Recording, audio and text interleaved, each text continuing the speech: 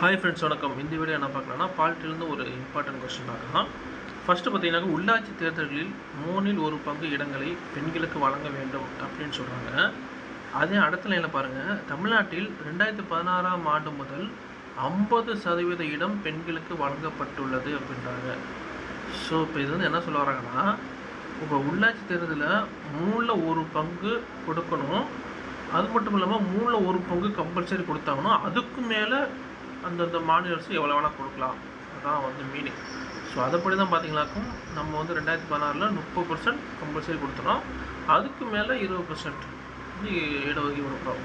So இதை தான் வந்து இதில் வந்து சொல்லிடுங்க. ஸோ நம்ம வந்து கூட்டுறவு காரணத்தில் நம்ம வந்து குழப்பிடலாம். இப்போ உள்ளாட்சி மன்ற தேர்தலில் 1/3 மட்டும் பெண்களுக்கு இடஒதுக்கீடு கொடுத்தால் போதும் அப்படின்னு கொடுத்தாங்களாக்கும் நம்ம வந்து அது தப்புன்னு சொல்லிடணும்.